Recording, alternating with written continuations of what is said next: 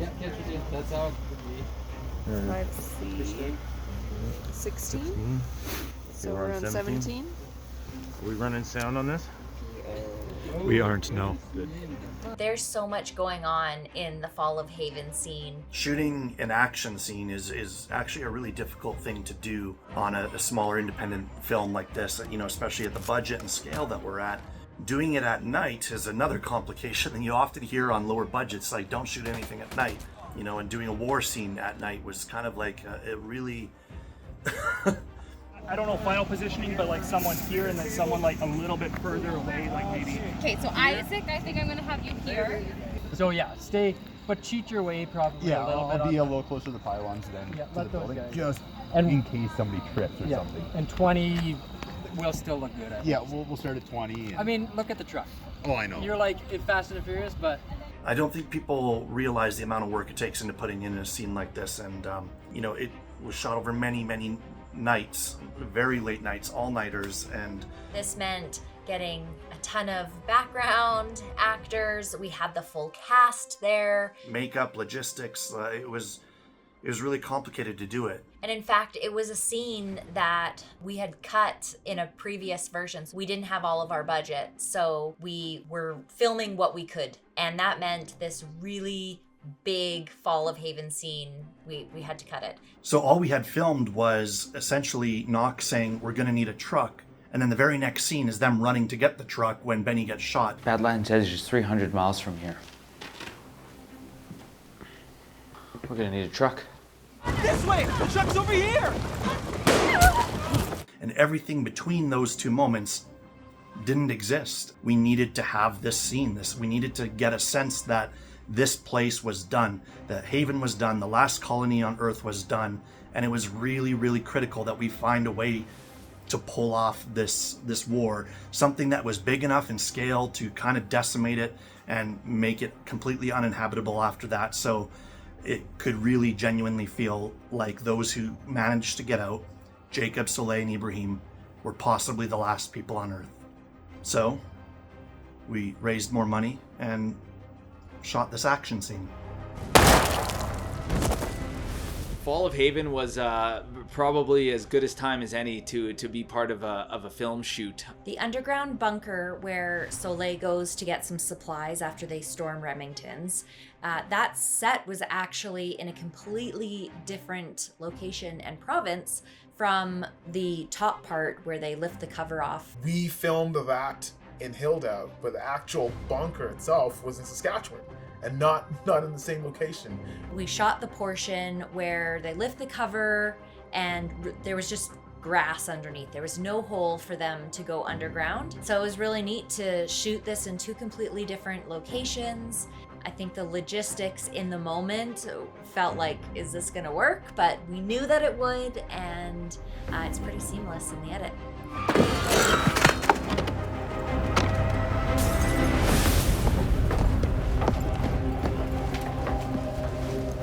Good job, Nathan. The bunker was really small inside. The opening was maybe 3 feet square. We had to get myself and camera and focus pull like all down in the bunker, and we were crowded over into a little corner. How's that look, guys? okay. And I think we don't need a redirector. We don't need anything. There was supposed to be fire at the surface, so there needed to be some smoke that was billowing down into the bunker. We did a couple of tests. It would come down and the smoke would just hang down in there, and it started to fill up, and pretty soon we couldn't see each other. So we had somebody come and put a leaf blower and blow all the smoke out, but every time we had to reset the smoke, we had to blow all the smoke out.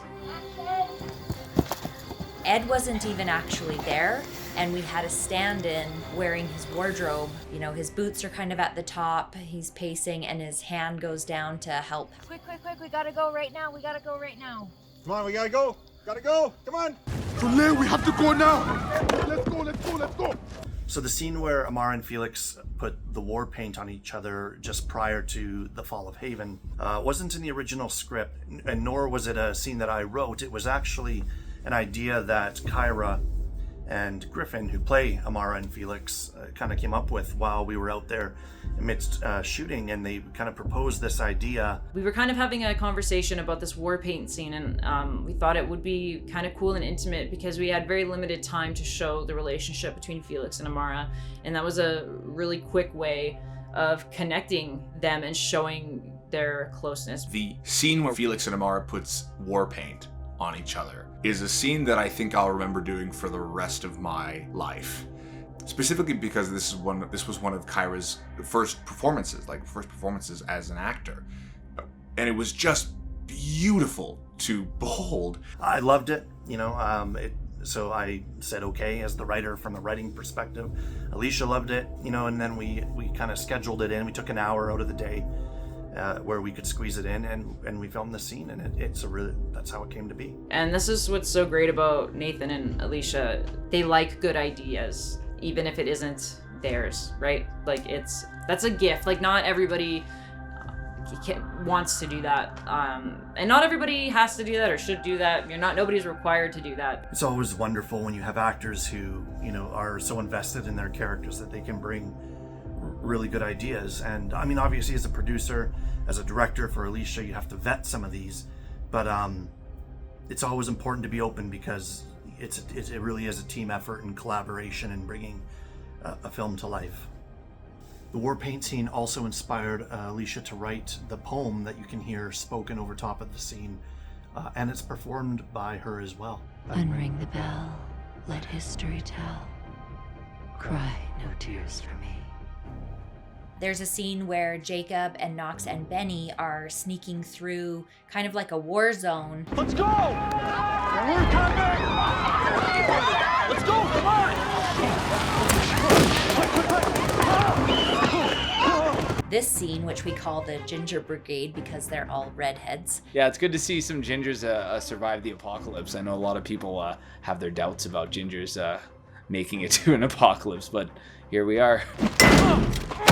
Fuck you! Don't fucking touch my truck! Dan was right in there and he was following along with them, flipping around. Then they would run. There was a lot of cues for the main characters as well as background so that as they moved through, the camera movement, the background movement, and the main characters were all working in this very choreographed sequence. We had to fall behind and make sure we didn't get in the way of people doing their actions, and and that took a lot of time, getting everybody set up, and when we say action, this is what you do. And the guy with the boom mic, I'm lousy with names, but the guy with the mic that's running around chasing everybody, he was hilarious. It felt like I was in the action, like I wasn't just a sound guy running behind. I felt like I was actually in the scene. I felt immersed into the scene. As well as the camera guy, the main camera guy. They got on like a house on fire. I thought it was awesome. Just listening to those two banter back and forth was great. It was really incredible what Daniel and Alicia had to do in terms of the staging of that scene and where the camera was going to be, because we did very long takes and very long runs, and the camera was following us. Even though we've edited the scene, it was all very long takes. I found that filming was intense. Having to work with Jen and Nathan for a large part of that evening was really fun. I think we had great chemistry off camera, just making jokes, but also learning when the cameras go on that we had to be in character, and we really worked as a team, both in front of the camera and away from the camera. When I found out I got to do some action sequences, I was really excited about it. Made me feel a little bit like I could be a superhero. I was really excited to get to climb the ladder when she's with Knox and Jacob and they're going to get the water. I was thrilled. Climb the ladder and jump off into Jacob's arms, and got lots of running in there too. Those things all just made me feel really happy and epic. A unique aspect to working on an independent film is the opportunity to play multiple characters, sometimes even in the same shot. I got to choreograph a quick fight scene in one spot, and then as soon as the camera passed by, quick run across to another mark and die by a glorious shooting death. It was just a ton of fun for me. Blessed with infinite lives, only limited by the amount of wardrobe combinations that you can slap together for the day. No, Mark. You're gonna have to come with us. Action! I remember Nathan and I discussing fight scene, which was going to be my undoing, my untimely death. And one of the questions he asked me was, you know, what happens when you're knifed? And of course, I've never been knifed, but I've talked to lots of people who had been, and for them, they feel like they're being punched, so they don't feel that they're being knifed. They just think they're being punched, and then later find out they've actually been being knifed. So as I described to Nathan at that time, I would just be treating it that way. I'd be making little grunts and acting as if I was being hit. There was a lot going on with the main characters as well as the background. I spent a lot of my time working with Victoria, who was the AD, and she worked with the background. And are we like full on panic running away from death run? So yeah, run, and then David's gonna be popping shots out this way, so kind of do it like a duck as you're going through, okay? Right on. Talking about the logistics, where the main characters would be, what we needed for movement in terms of crowd and background, crossing camera. There were some action scenes that needed some dramatic falls, and I had no problem falling in the dirt, so I mentioned to Nathan a couple of times that maybe I should go and fall with style. I remember Victoria, she yells out, "Mike, are you okay?" And I just stick one thumb up in the air and I'm okay. But yeah, it was really cool. That was a fun experience. The background were incredible. They were all so dedicated and so lovely and willing to do whatever was needed. Waiting to die. You'll run out of frame, and again, no crossing, run to the ladder. There's a ladder there, run directly to the ladder. That's the safe zone. Okay, all right. Okay. It was so lovely getting to be the first AD for Alicia. I couldn't have asked for a better director to get to collaborate with. I was just happy to be able to help her vision come to life, and I feel like we had a really good relationship. And you're the one that he killed, right? Yeah. Okay. So I think we were an amazing team and really understood each other and what we needed to execute, creating the chaos and the stakes in the Fall of Haven. We didn't have any gunshots going off. We're not hearing the gunfire. We're hearing him go rat-tat-tat-tat. No, it's hard to make sure to have the expression that he's really trying to kill us all. We had no big fires, no special effects, so it was incumbent upon the actors to really understand the stakes of the situation. It was really important to me that throughout all this chaos and action, we still maintained that emotional connection with our characters as they were trying to gather supplies and to leave. There's a lot of people that I know in this business. If the director arrives on set and they've already been going for 6 or 7 hours and it's 4 a.m., you will feel that on set. They will kind of bring an energy of you go, oh, we're all tired. The night that we were shooting The Fall of Haven, it was the first time that day that I saw Alicia. That might have been Alicia's first scene, for all I know. How distressed do you want me during the dragging? How distressed? I think pretty fucking distressed. Great. Can I drop gun and run? Rather than Yeah, trying to yeah, figure you're out which ditching. gun? Yeah, Great, you're great, ditching. great. So it's kind of like watching this shit happen here, and like you're hiding from it because you know that's exactly what's going to happen to you. Opportunity knocks. Truck goes by. Wait for me. They know you pop out. They notice. Shoot you in the leg. You go down. They scoop you up, drag you back. You're like, ah, trying to fight. You know how great it is to be an actor on set and for the director to arrive on set and for the actor to know that the director loves being there? That's unlike anything else. That's all you need. One scene that really stands out to me still to this day, and I remember most about the production, was Felix is running to catch up to them, to jump into the back of the truck as they escape. You know, to see Jacob and Soleil's, just the angst on their face and the pain that they were experiencing from the loss of their colleague and their friend really brought me almost to tears. That moment, it felt real to me. That scene felt real to me, and at that point I knew this was going to be a really special picture. Alicia and Nathan crafted this thing so beautifully where Kyra wasn't told that Felix tried to run for the truck. Nobody told me about the betrayal, and I audibly gasped in the theater. Like, I just couldn't believe it. So as far as Amara knows, Felix just lost the fight and got captured, and now they're both there together to die as brethren. Good job, guys. Traumatic, but really good job. Aw, I'm sad for you. You could have prevented this. It was within your power. Yeah, like, don't give me that.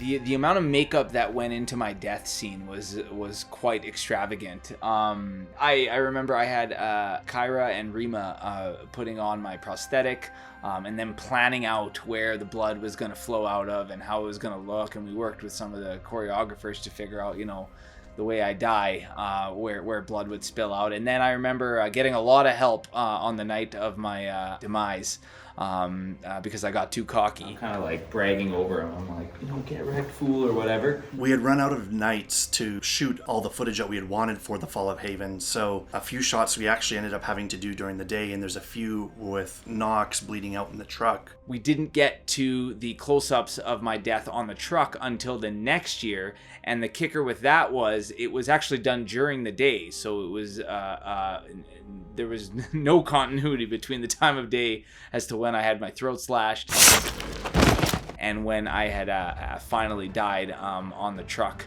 Just through kind of the magic of VFX and color grading, and we made it look like it happened in the same night. It's pretty fun.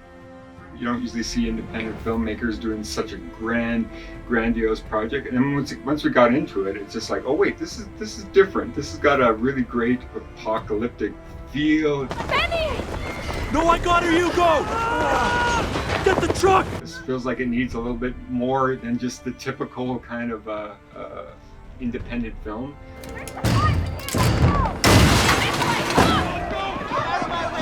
We realized we had more than just, okay, you know, we got a couple weeks to get her done, let's get her done. It's like, no, let's spend the time on it because it's so grand, and I think it deserved a grand sound design and grand sound, just the whole project. Just to see that whole scene come to life and to make it to the big screen, it was amazing to say, hey, I was there, and I know where I was in that scene, and I was glad to be a part of it.